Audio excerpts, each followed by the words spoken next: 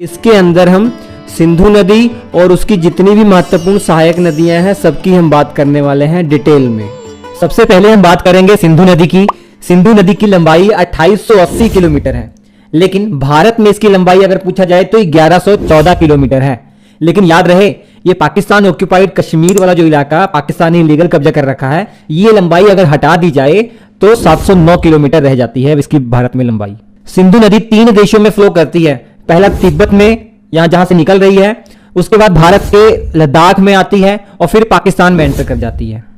सिंधु नदी का उद्गम तिब्बत के अंदर एक झील है, मानसरोवर झील, और इसी के पास एक ग्लेशियर है जिसका नाम है बोखरचू ग्लेशियर। यहीं से सिंधु नदी का उद्गम होता है। हालांकि पहले माना जाता था सिनकबाब या सानो ख्वाबाब जो ग्लेशियर है वहां से इसका उद्गम माना जाता था, लेकिन ज्यादातर वैज्ञानिकों का मानना है कि बोखरचू ग्लेशियर से ही सिंधु नदी का उद्गम होता है। और यहीं बगल में आप देख रहे हैं ये कैलाश पर्वत भी यही बगल में ही है। याद रखिए, हम बात कर रहे हैं हिमालय के सबसे उत्तरी हिस्से की, मतलब ट्रांस हिमालय की हम बात कर रहे हैं।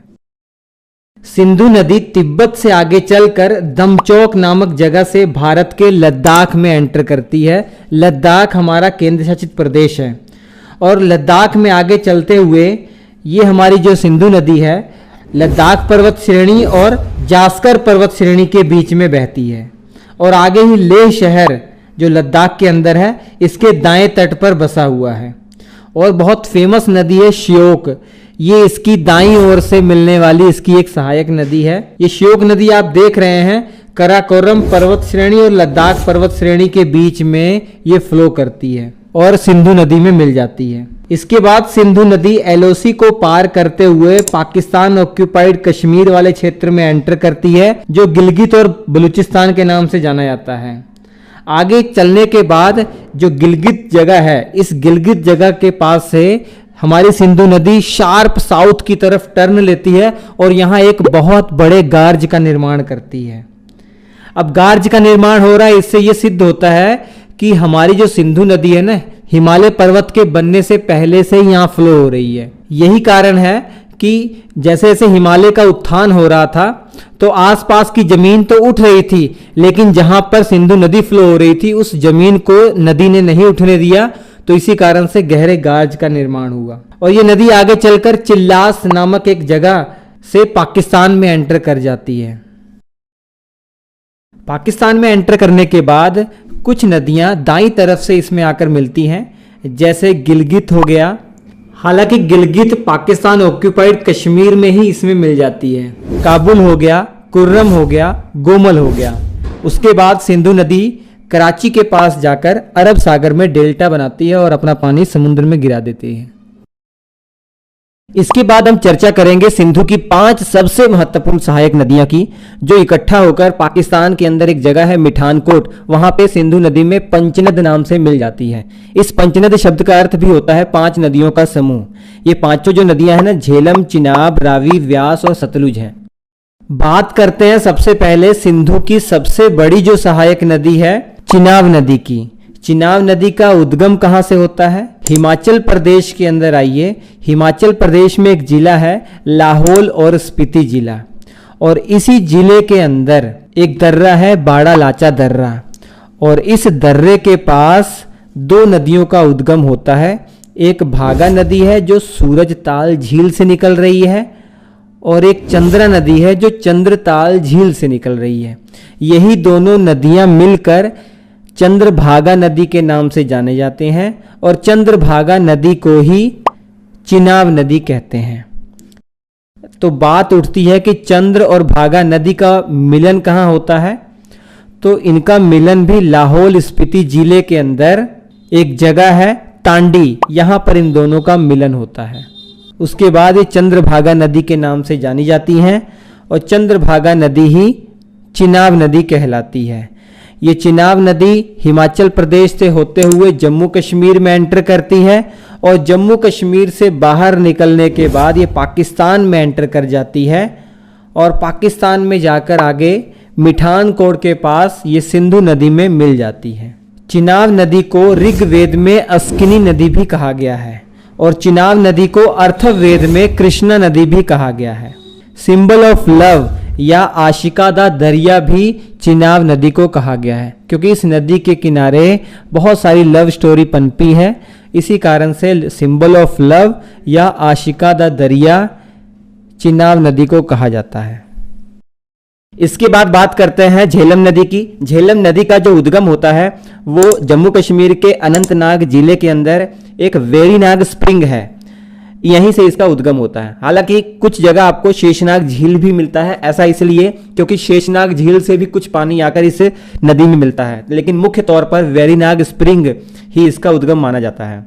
और ये नदी जम्मू कश्मीर में जब आगे चलती है तो श्रीनगर शहर इसी के किनारे बसा हुआ है।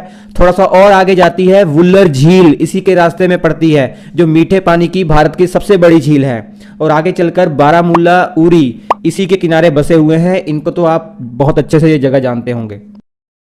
और थोड़ा सा और जम्मू कश्मीर में आगे चलती है तो एलओसी को पार करते हुए पाकिस्तान ऑक्यूपाइड कश्मीर वाले क्षेत्र में एंटर कर जाती है।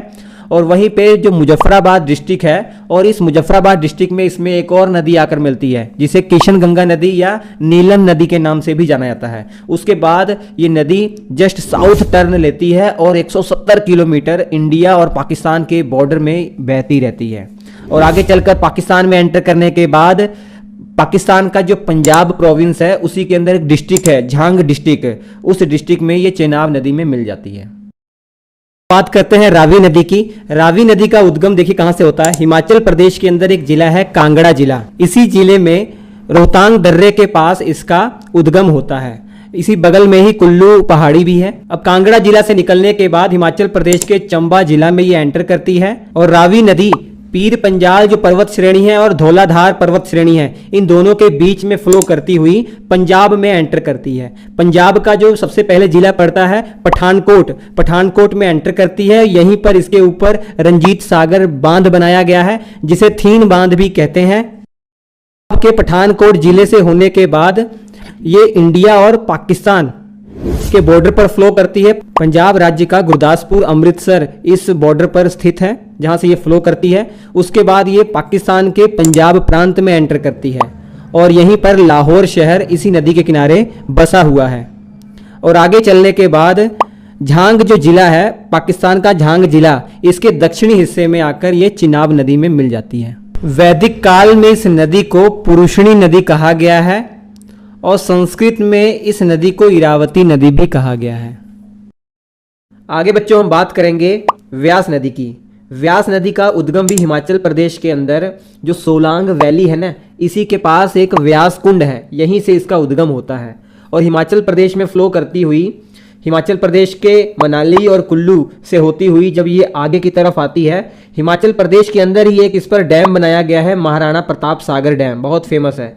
उसके बाद थोड़ा सा आगे चलने के बाद पंजाब में जब ये एंटर करती है, पंजाब के होशियारपुर जिले में ये एंटर करती है। उसके बाद कपूरथला डिस्ट्रिक्ट में जाने के बाद एक जगह है हरिके, इस हरिके नामक जगह पर जाने के बाद सतलुज नदी में ये मिल जाती है।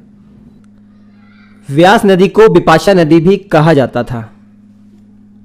इसके बाद बच्चों बात करते हैं सतलुज नदी की। सतलुज नदी का उद्गम तिब्बत के अंदर एक जो मानसरोवर झील है ना, इसी के पास एक झील है राकसताल, इसी से इसका उद्गम होता है। तिब्बत में आगे चलने के बाद भारत के अंदर जब ये एंटर करती है तो ये इलाका आप देख रहे हैं हिमाचल प्रदेश है। हिमाचल प्रदेश के शिपकिला दर्रा के पास से ये भारत में एंटर करती है और हिमाचल प्रदेश में आगे फ्लो करती हुई हिमाचल प्रदेश और पंजाब के बॉर्डर पर हिमाचल प्रदेश का एक जिला है बिलासपुर, यहीं पर इसके ऊपर बहुत ही फेमस बांध बनाया गया है भाखड़ा डैम। और आगे चलकर थोड़ा सा पंजाब वाले क्षेत्र में इस पर एक बांध बना हुआ है नंगल डैम, तो कई बार इन दोनों डैम को इकट्ठा भाखड़ा नंगल डैम बोल दिया जाता है। ये इस पर बना हुआ है और ये नदी आगे चलती है। लुधियाना जो शहर है, जो डिस्ट्रिक्ट है पंजाब का, ये इसी की नदी के किनारे बसा हुआ है। और आगे चलकर हरिके जो जगह है ना, यहाँ पर जाने के बाद व्यास नदी इसमें मिल जाती है और यहीं पर हरिके बैरेज बना हुआ है। आप समझ लीजिए हरिके डैम एक बांध समझ लीजिए। और इसी बैरेज के थ्रू एक बहुत लंबी नहर निकाली गई है, इंदिरा गांधी नहर, जिसकी अब लंबाई वर्तमान में 650 किलोमीटर है। इस इंदिरा गांधी नहर का पहले नाम हुआ करता था राजस्थान नहर, बाद में इसका नाम हमारी प्रधानमंत्री रह चुकी हैं इंदिरा गांधी, उनके नाम पर कर दिया गया। ये इंदिरा गांधी नहर के थ्रू पंजाब वाले क्षेत्र में, लेकिन मुख्य तौर पर राजस्थान वाले इलाके जो सूखे हुए हैं, यहाँ पर एग्रीकल्चर के लिए इसका बहुत उपयोग किया जाता है इस पानी का। और फिर हमारी जो सतलुज नदी है पाकिस्तान और इंडिया बॉर्डर पर 120 किलोमीटर लगभग फ्लो करती हुई आगे चलकर पंजाब जो प्रांत है पाकिस्तान का उसमें जाकर चिनाब में मिल जाती है। और आगे आप जानते हैं ये जो पांचों नदियों का संगम हो गया है ये पंजनद नाम से जानी जाती है। पंजनद का अर्थ भी होता है 5 नदियों का समूह। और ये आगे चलकर फाइनली मिठानकोट में, पाकिस्तान के मिठानकोट में इंडस रिवर सिस्टम में मिल जाती है। सिंधु नदी और इसकी 5 जो महत्वपूर्ण सहायक नदियां हैं इनको लेकर भारत और पाकिस्तान के बीच में एक समझौता हुआ था 1960 में, जिसे इंडस वाटर ट्रीटी 1960 कहते हैं। ये समझौता भारत की तरफ से प्रधानमंत्री जवाहरलाल नेहरू और पाकिस्तान की तरफ से जो राष्ट्रपति थे मोहम्मद अयूब खान, इन दोनों के बीच में हुआ था। इस समझौते के तहत जो इंडस नदी है, झेलम नदी है, चिनाब नदी है, इन 3 नदियों का 80% पानी पाकिस्तान यूज करेगा, जबकि 20% जो पानी है वो भारत यूज करेगा। जबकि जो नीचे की नदियां रावी, ब्यास, सतलुज, इन तीनों का जो पानी है ये 80% भारत इसका यूज करेगा और केवल 20% इसका पाकिस्तान यूज करेगा।